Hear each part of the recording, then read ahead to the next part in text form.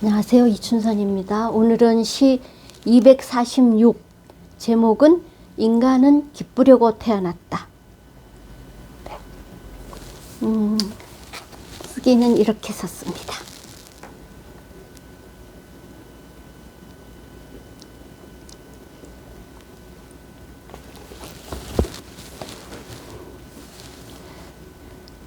제목 인간은 기쁘려고 태어났다. 인간은 기쁘려고 태어났다는 생각 해본 적이 있는지?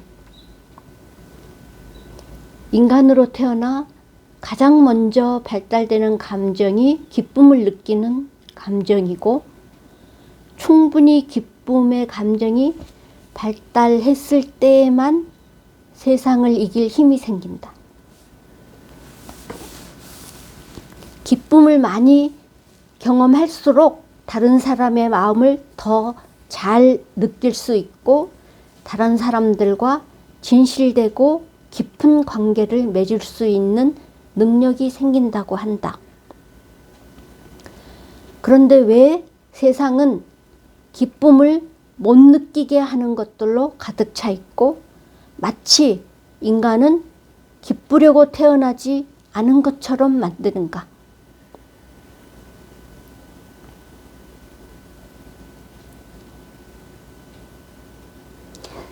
다시 한번 더 읽을게요. 제목 인간은 기쁘려고 태어났다. 인간은 기쁘려고 태어났다는 생각 해본 적이 있는지?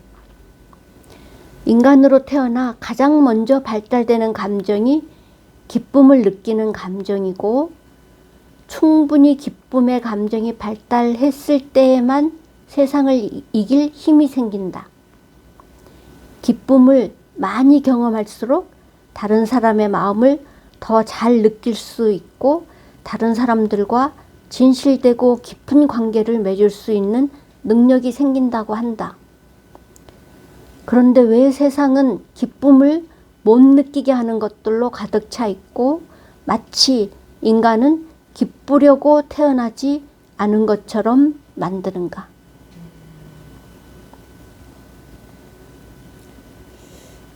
그런 생각 안 해봤어요.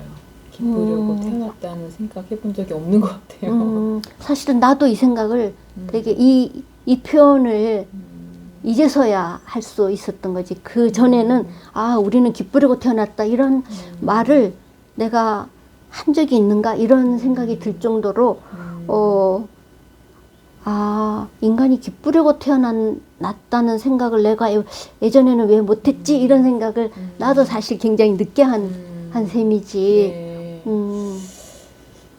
근데 이게 기쁨을 느끼는 감정을 이렇게 많이 이렇게 경험할수록 다른 사람의 마음을 더 잘 느낄 수 있다는 게, 저는 별로 기쁨을 그렇게 많이 경험했나? 어렸을 때? 그 생각이 별로 많이 들지는 않는 것 같아요. 그리고 그래서 내가 다른 사람들을 많이 이렇게 생각을 잘 몰랐을까? 그런 생각도 좀 드는 것 같아요. 자기가 생각할 때 자기가 다른 사람을 마음을 잘 몰랐던 적이 있었다는 생각이 네. 든 건가? 네. 그러니까 그게 저는 이제 남자는 아빠만 알고 살았잖아요. 딸만 있고 할머니랑 살았고 엄마랑 이렇게 6식구 중에 다 여자고, 그리고 그렇다고 막 이렇게 크면서 남자친구를 많이 만난 것도 아니고, 그런데 아들을 낳았는데 아들은 남자잖아요. 그러니까 내가 얘 마음을 많이 몰라줬다는 걸 좀 크고 나서 알았어요.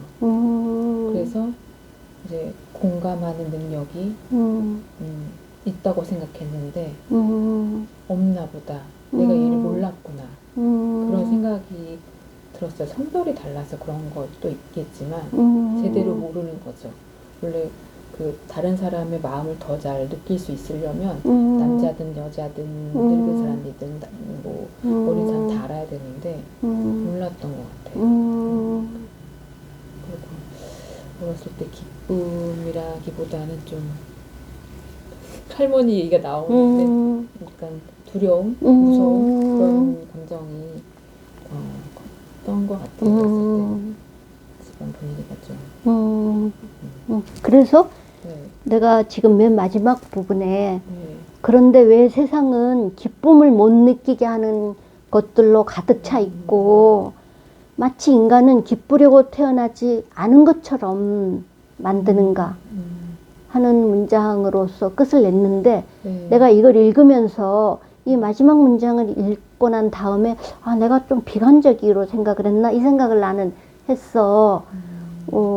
아니 기쁘고 이렇게 막 정말 기쁘게 해주려고 애쓰고 기쁘게 만들려고 애쓰는 그런 가정과 사람들이 많을 텐데 나는 왜 여기다가 지금 왜 세상은 기쁨을 못 느끼게 하는 것들로 가득 차 있고 마치 인간은 기쁘려고 태어나지 않은 것처럼 만드나 이 질문으로 마지막 말을 뱉은 내가 내가 나를 잠시 이렇게 돌아보면서 내가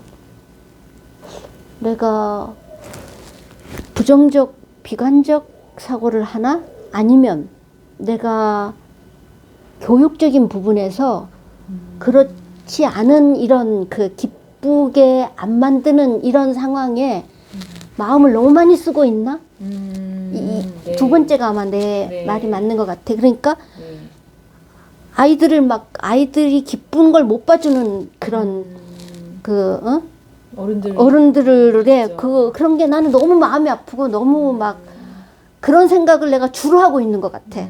나는 이렇게 아이들의 그 기쁨을 충분히 안 주는 상황이 너무 안타깝기 때문에 그런 생각으로 내 마음이 머리가 꽉 차 있나 내가 지금. 그래서 이렇게 기쁨을 못 느끼게 만드는 그런 상황들에 대한 생각이 너무 많은 것 같아. 거기를 너무 안타까워하는 것 같아. 많아요. 좀 입시를 어렸을 때부터 해야 되고 이렇게 예절을 되게 강요하는 게 그러니까 그런 게 많은 편이에요. 그렇지. 예절 지금 예절이라는 표현이 굉장히 가슴 아파. 그럼 그렇잖아. 아이들한테 제일이라는 표현이 맞지 않지만 너는 효도를 못하냐, 그 예절이 없냐, 공손하지가 못하냐, 예의범절도 안 배웠냐, 막 이런 표현들을 많이 하잖아. 너무 가혹한 것 같아. 그러면 아이들한테는 자기들은 예의 있게 대하나? 그러니까요. 어른은 아이들한테 예의 없어도 되고 예절 안 지켜도 된다는 이 사고에서부터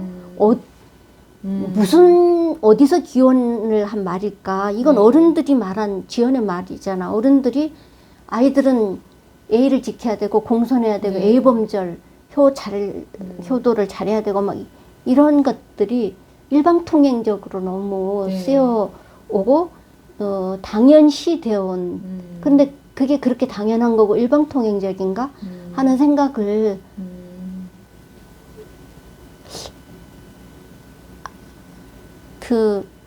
많이 안 하는 건 아닌가 하는 생각을 하게 돼. 근데 애들한테 보면은 왜 밥 먹을 때 어른이 먼저 먹고 나서 애들이 먹어야 되고 대가족이면 따로따로 먹어야 되고 근데 그런 게 저도 당연하다고 생각했는데 어디는 효율적인 건 애들을 먼저 잘 먹여놓고 어른이 천천히 늦게 먹는 것도 나쁘지 않다. 누가 먼저 먹는 게 무슨 상관이 있나. 근데 저는 그런 생각 해본 적이 없거든요. 항상 어른이 먼저 먹고 수저를 들어야 되고 근데 누가 딱 그 말을 하는데 맞은 생각이 들었어요. 애들 먼저 먹으면 어때? 그러니까. 더 좋지. 효율적이고. 근데 항상 어르신 먼저 먹고 네, 그렇게 생각하면은 그러니까. 항상 애들한테 강요했던 것 같아요. 그러니까. 너무 기다려. 그리고 원래는 어르신들은 많이 먹어왔으니까 저 세대는 이제 애들이 아직 못 먹고 커야 될 아이들이 우린 다 컸는데 그런 생각하면은 예의가 뭘까? 그러시 뭐가 예의일까? 뭐가 아니 그러니까 그 A라는 단어가 좋은 네. 단어고 네. 한데 나는 이게 너무 일방통행적이면 우리가 너무 일방통행적으로만 생각을 했다는 그 면을 좀 생각을 했으면 좋겠다 그거지. 그러니까 쌍방향이다. 네. 왜? 모든 인간은 평등하니까. 그렇죠. 애나 어른이나. 애나 어른이나 다 한 목숨 갖고 있고 나 5년 살다가 죽을 수 있는 사람이고 10년 살다가 죽을 수 있는 사람인데 그 네. 사람 죽을 때 내가 대신 안 죽어주잖아. 그렇죠. 그러면 그 사람의 삶이라는 건 10년의 삶으로서 그 사람의 삶은 10년의 삶인 거야. 네. 아니 그런데 언제까지 우리가 그 사람의 삶을 반보잡거나 유예시켜가지고 그러니까요. 20세가 되면 너는 이제 인간 대우 받을 수 있다. 아니면 뭐 너가 응? 뭐 할 수 있고 뭐 전에는 못하고 그 전에는 이제 그 전에는 어른이 먼저 밥 먹고 너희들은 밥을 늦게 먹던가 뭐 기다리던가 이게 지금 어느 시대에 만들어진 이데올로기야. 네, 그렇죠. 어느 시기에 누구에 의해서 어떤 사람이 그런 발상을 생각을 해가지고 네. 장유유서 네. 장유유서야 그러니까요. 뭐 칠거지약이야 뭐 이런 것들 어디서 만들어 놓고 네. 마치 그게 그 법인 타부 것처럼 진짜. 건드리면 안 되는 금기 사항으로 여기도록 만들었어. 뭐 왜? 그렇게 함으로써 이득을 본 사람들이 있는 거야. 그걸 함으로써 자기들의 어떤 그런 욕구를 만족시킨 사람들이 있었다. 누가? 네. 나이 많은 사람, 남성들. 근데 한 번도 그거에 대해서 거역하는 생각조차도 안 하고 살았어요. 그러니까. 당연한 거고. 그게 얼마나 무서운 건가. 뭐냐. 길들여져 온 사고에서 벗어나기 힘들고 네. 세뇌되어 온 교육이나 금언이나 속담이 얼마나 우리를 네. 틀 안에 넣어서 만들어 왔는가. 그쵸. 보는 것만 보게 만들고 듣는 것만 듣게 만들므로써 그게 정말 그게 뭐였는데 그게 뭐였는데 네. 그냥 이런 말 있잖아. 뭐 아이들은 맞으면서 큰다든가 뭐 심지어는 뭐 나 이 말 정말 하기 싫은데 여자와 뭐 부고는 뭐 3일에 한 번씩 그거는 무슨 말이야 도대체. 그러니까요. 지금 생각하면 끔찍하잖아. 네, 끔찍한 거예요. 근데 그걸 그냥 아무렇지도 않게 막 뱉고 다닌 시대가 있었다고. 네, 그 시절의 여자는 나는 그래 해야 되는 줄 알고. 그러니까 그거 이게 뭐냐 이건 진짜 이게 뭐지? 말도 안 돼요. 기쁨으로 태어나 있는데 왜 그래야 될까요, 진짜? 이게 뭐지? 그래서 중요한 건 항상 물어라. 물음표를 뒤에 달아라. 과연 그게 어디서 나온 말이고 누구한테서부터 시작되고 누구에게 이득이 되는 말이고 누구를 위한 말이고 그게 과연 이게 기준이 뭐고 이 말이 미치는 영향은 뭐고 의문을 제기하고 비판적인 의식을 갖고 보는 거지. 네. 그러니까 아니야 이건 전통이야. 이건 수천 년 내려오던 뭐 풍습이고 습관이야. 누가 만든 건데? 어느 시대에 만들어진 건데 그게 그걸 그냥 무조건 답습하라는 하고 그러니까 누군가가 만들어 놓고 크게 막 떠들면서 떠들어댄 그런 그게 이제 오늘날 이제 이 매체가 이 뭐 몇십 년 있었다는 그 매체들이 뭘 떠들어대는가 하는데 우리가 얼마나 비판적인 눈을 가지고 봐야 되는가 그 말을 그대로 다 믿을 수 있는지 심지어는 만들어낸 하나의 그런 거짓된 세계 속에 우리를 끌고 들어와서 그걸 우린 다 믿고 있고 다 믿게 만들어 버리는 힘이 네. 있는데 그거조차도 분별해 내지 못하는 그런 그런 식으로 살아오고 결국은 우리가 그렇게 길들여져 왔는데 그렇게 안 보도록 만드는 교육이 이제 필요한 거지. 그러니까 이념 교육, 이데올로기, 그러니까 이념이 이데올로기고 이제 속담, 풍속, 기존의 어떤 제도나 그런 그 이념을 바꾸기가 막 몇십 년 동안 갖고 있었던 거라. 그렇지, 네. 그렇지, 쉽지는 않은 거. 그렇지, 쉽지 않지만, 바꿔야죠. 쉽지 않지만 고정관념에서 탈피하려는 노력이 그래서 필요한 거고, 네. 고정관념에서 벗어나는 교육이 그래서 필요한 거지. 그래서 지금 우리가 기쁨을 충분히 맛보지 못하도록 했던 그런 가정교육, 그 부모 부모가 악의로 그러지 않았어. 잘못하려고 잘못한 것도 아니고, 네. 일부러 그렇게 한 것도 아니고, 그건 그냥 네. 몰랐거나. 부모도 그렇게 배웠으니 우리도 그렇게 해주는 거죠. 자기도. 그렇지. 네. 이제 그랬으니까,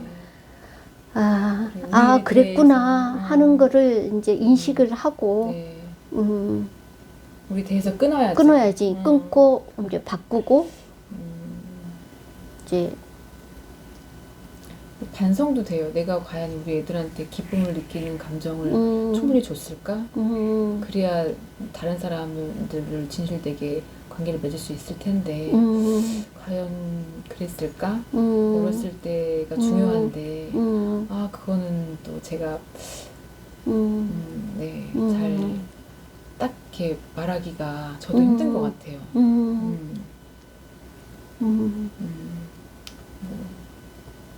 근데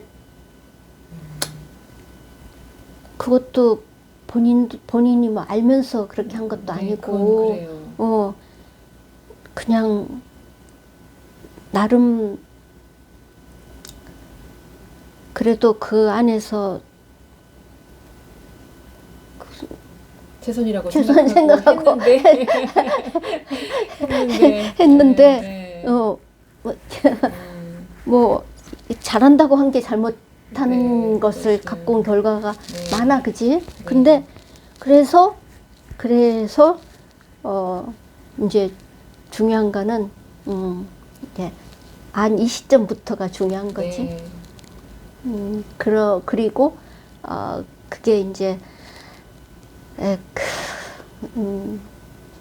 그거에 대한 이제 사과를 좀 사과를 함과 동시에 이제 그쪽 아들 쪽이나 뭐 자녀들 쪽에서도 좀 부모의 이 입장을 좀 이해할 수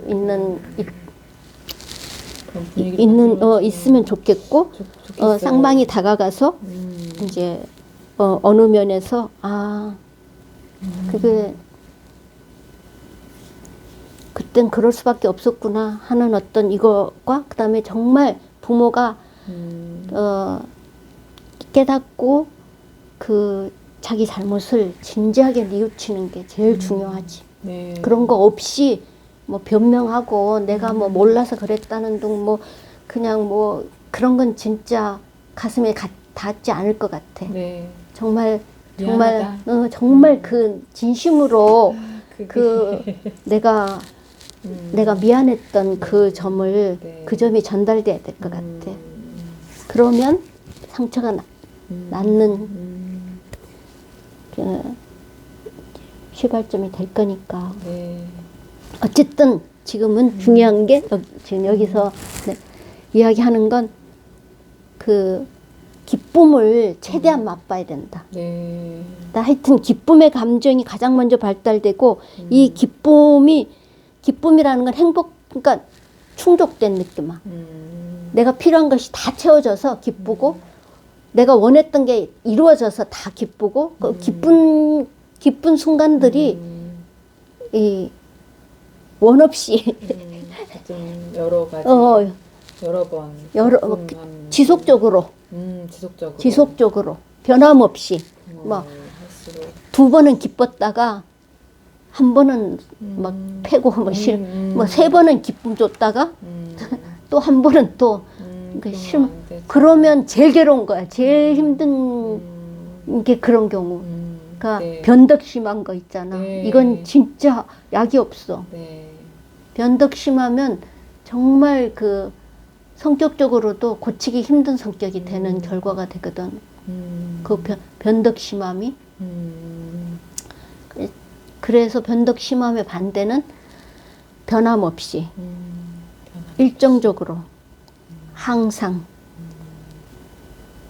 근데 그게 머리로 알면은 그게 안 되지. 그게 이제 이 진심으로 자기 것이었을 때만이 지속적으로 변함없이 그 태도가 나가겠지. 네. 근데 내가 어딘가에서 정보를 하나 얻어가지고 하는데 내 자체가 그런 태도와 삶이 아니야. 그러면은 정말 한 번은 기쁘게 했다가 또 이제 막 긁었다가 또 네. 조금 있다가 또 이제 이렇게 되는 반복의 삶이 되니까 일단 자기 자신을 잘 돌아봐야 될 것 같아. 내가 정서적으로 불안정하고 불안하고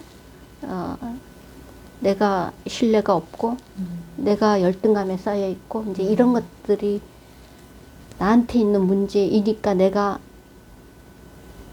가장 먼저 태어나자마자 6년, 10년, 15년까지 그냥 정말 기쁨을 최대한 맛볼 수 있는 그런 사람이 되도록 내가 지지해주고 지원해주고 서포트해주는 역할이 이제 부모 역할인데 맞아요.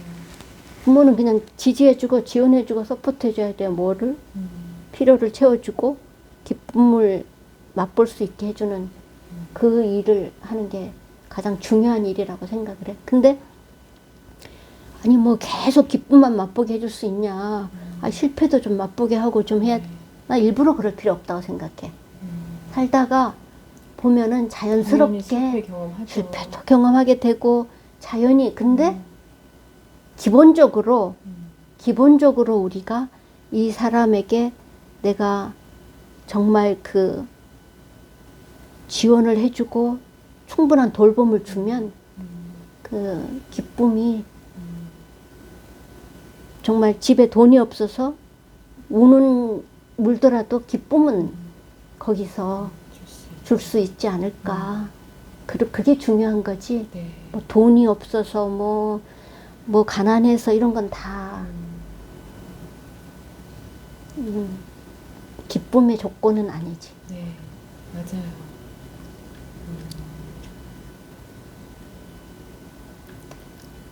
그래서 다시 한번 읽으면 제목 인간은 기쁘려고 태어났다.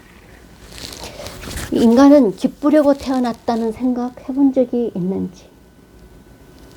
인간으로 태어나 가장 먼저 발달되는 감정이 기쁨을 느끼는 감정이고 충분히 기쁨의 감정이 발달했을 때에만 세상을 이길 힘이 생긴다. 기쁨을 많이 경험할수록 다른 사람의 마음을 더 잘 느낄 수 있고 다른 사람들과 진실되고 깊은 관계를 맺을 수 있는 능력이 생긴다고 한다. 그런데 왜 세상은 기쁨을 못 느끼게 하는 것들로 가득 차 있고 마치 인간은 기쁘려고 태어나지 않은 것처럼 만드는가?